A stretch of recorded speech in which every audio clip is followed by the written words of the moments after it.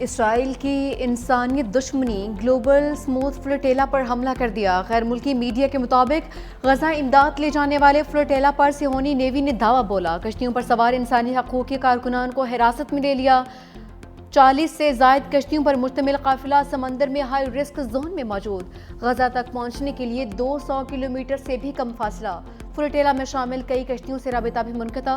اسرائیلی وزیر خارجہ کی اسموتھ فلوٹیلا کو وارننگ، فوری طور پر سفر روکنے کی دھمکی دے دی۔ فلوٹیلا پر پاکستان کے سابق سینیٹر مشتاق احمد بھی سوار۔ مشتاق احمد نے آج رات بحری قافلے پر اسرائیلی حملے کا خدشہ ظاہر کیا تھا۔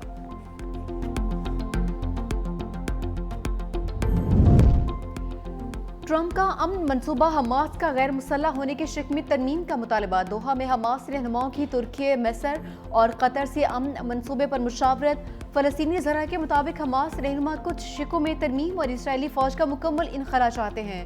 حماس نے رہنماؤں کو قتل نہ کیے جانے کی عالمی ضمانتیں بھی مانگ لیں۔ ٹرمپ نے امن منصوبے پر حماس کو 3 سے 4 روز کا وقت دیا تھا۔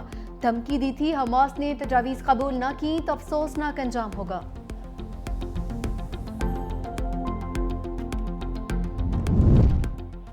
سفاک اسرائیل نے ٹرمپ کے پلان کو چوپٹ کر دیا۔ اسرائیلی ٹینکوں کی غزہ میں پیش قدمی، صہیونی فوج کے فلسطینی مقبوضہ علاقوں پر حملے، غزہ میں النصر اور النصیرات پر بمباری، مزید 65 فلسطینی شہید، شہداء میں 15 امداد کے متلاشی فلسطینی بھی شامل۔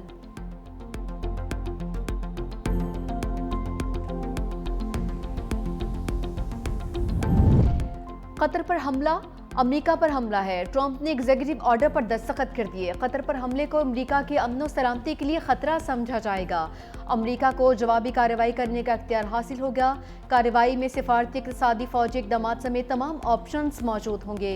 اقدام اسرائیل کے گزشتہ ماہ دوحہ پر فضائی حملے کے بعد سامنے آیا ہے۔ خوشگوار صورتحال جو انسانی جانیں ہیں جن کا ضیاع ہوا، اس پر شدید مجھے افسوس، دکھ ہے، تکلیف ہے۔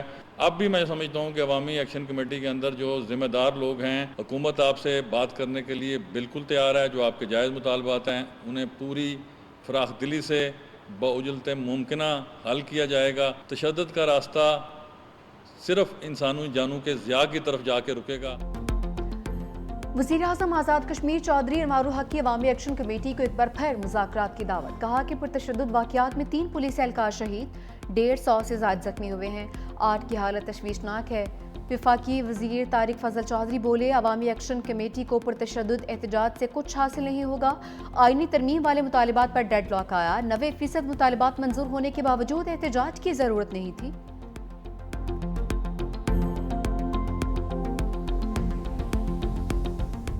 ہمارا دنیا کی انوائرمنٹ کی خرابی میں رول 1% سے بھی کم ہے، اور سب سے زیادہ متاثر ہونے والے ممالک میں ہم نمبر 1 پہ ہیں۔ ہمارے نقصان میں ہماری مدد کریں۔ ہم کوئی بیگ نہیں کر رہے، دنیا سے حق مانگ رہے ہیں۔ جمہوری طریقے سے آراء دیں، اختلاف کریں، تنقید کریں، وہ لہجے، وہ لفظ اختیار نہ کریں جو ماضی میں استعمال ہوئے اور ان کے نقصانات ہوئے۔ یہ ہم طے کر کے چلے تھے کہ ملکی بحرانوں کا حل نکالنا ہے۔ اس کا مقصد یہ قطعاً نہیں تھا کہ ہم بلینک چیک دے کے حکومت جو کرے گی، مسلم لیگ جو کرے گی، ہم اس کا ساتھ دیں گے۔ وزیر اعظم آزاد کشمیر چودھری انوار الحق کی عوامی ایکشن کمیٹی کو ایک بار پھر سے مذاکرات کی دعوت۔ کہا پرتشدد واقعات میں 3 پولیس اہلکار شہید ہوئے ہیں۔ یہ بھی کہا کہ اتحادیوں میں مسلسل لفظی جھڑپیں۔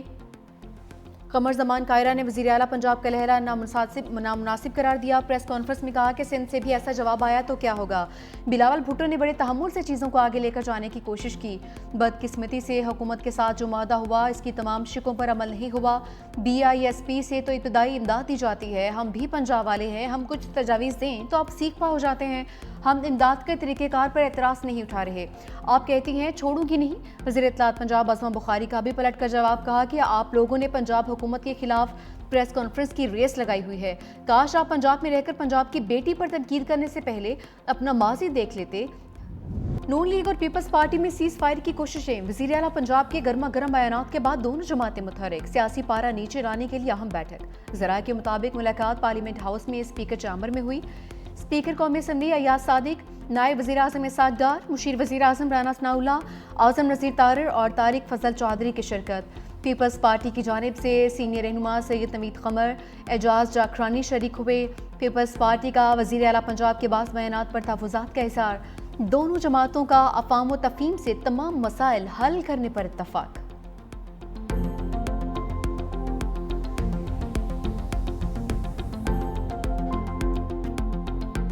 اناؤنسمنٹس کرنا بہت آسان ہے، خالی اعلانات کرنا بہت آسان ہے۔ اس میں کیا، اس میں صرف زبان ہلانی پڑتی۔ بہت لوگوں نے خالی اعلانات کیے، خالی وعدے کیے، جھوٹے وعدے کیے، اور لوگ ان کے راستہ تکتے رہ گئے۔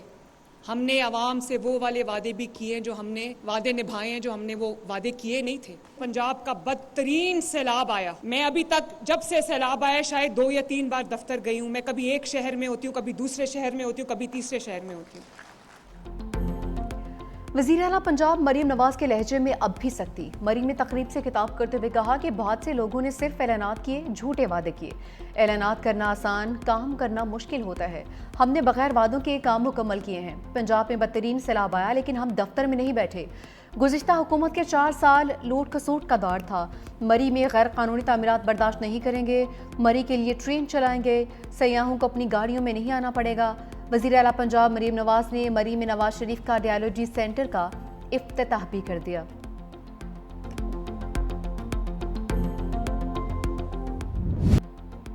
محسن نقوی نے بھارتی میڈیا کا پروپیگنڈا باؤنڈری پار پھینک دیا۔ کہا کہ بھارتی کرکٹ بورڈ سے کبھی معافی مانگی نہ ہی مانگوں گا۔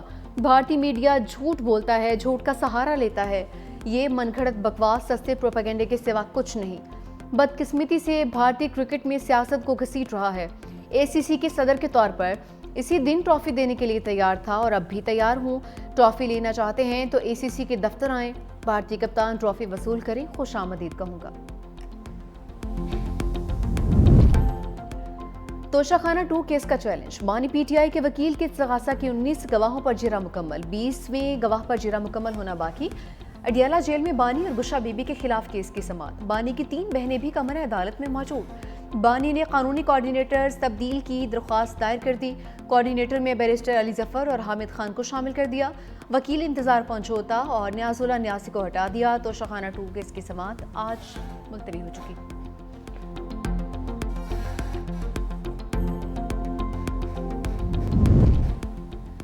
بانی پی ٹی آئی نے علیمہ خان اور علی امین گنڈا پور کو بیان بازی سے روک دیا۔ سینیٹر علی ظفر کی توشہ خانہ 2 کیس کے بعد میڈیا سے گفتگو۔ کہا کہ بانی پی ٹی آئی نے دونوں کے بیان بازی پر افسوس کا اظہار کیا۔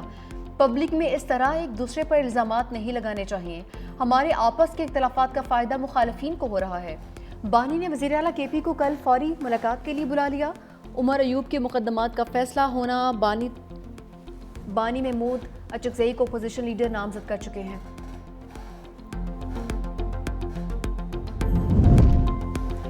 پشاور ہائی کورٹ کا عمر ایوب اور شبلی فراز کو متعلقہ عدالت میں سرنڈر کرنے کا حکم۔ عدالت نے نااہلی سے متعلق درخواستوں پر حکم اطمینان واپس لے لیا۔ پشاور ہائی کورٹ نے اپنے فیصلے میں کہا کہ درخواست گزار انسداد دہشت گردی عدالت سے سزا یافتہ ہیں۔ عدالت اس صورتحال میں درخواست گزاروں کو ریلیف فراہم نہیں کر سکتی۔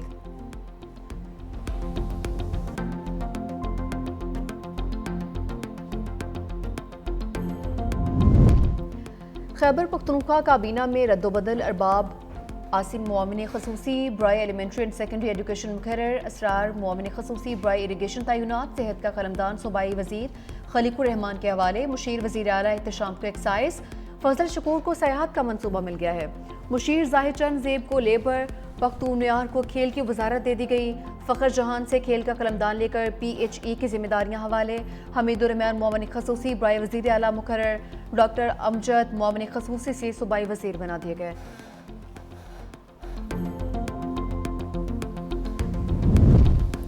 نائب وزیر اعظم اسحاق ڈار اور ایرانی وزیر خارجہ سید عباس عراقچی کا ٹیلی فونک رابطہ۔ ترجمان دفتر خارجہ کے مطابق دونوں رہنماؤں میں پاک ایران تعلقات پر تبادلہ خیال، خطے کی صورتحال اور قیام امن کے لیے سفارتی کاوشوں پر غور، دو طرفہ تعلقات کی مزید مضبوطی کا اعادہ۔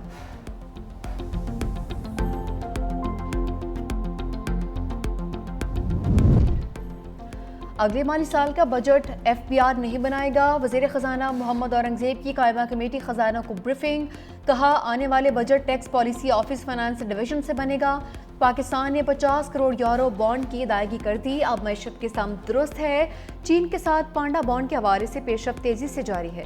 Tax to G D P ratio 11% پر لانے کے لیے پرعزم ہے۔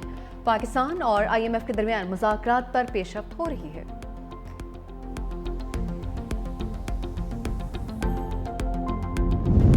سیلاب سے کتنا نقصان ہوا، آئی ایم ایف نے رپورٹ مانگ لی۔ جائزہ مشن سے صوبائی حکومتوں کے نمائندوں کی ملاقات۔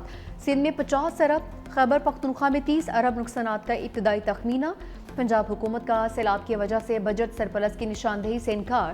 صوبائی حکومت کا اپنے وسائل سے سیلاب متاثرین کی مدد کا اندیا۔ سیلابی نقصانات کے باعث مہنگائی میں مزید اضافے کا خدشہ۔ رواں مالی سال ترسیلات زر 43 ارب ڈالرز تک جانے کا امکان۔ پاور سیکٹر کا گردشی قرض 2031 تک ختم کر دیا جائے گا۔ حکومت نے پلان آئی ایم ایف سے شیئر کر دیا۔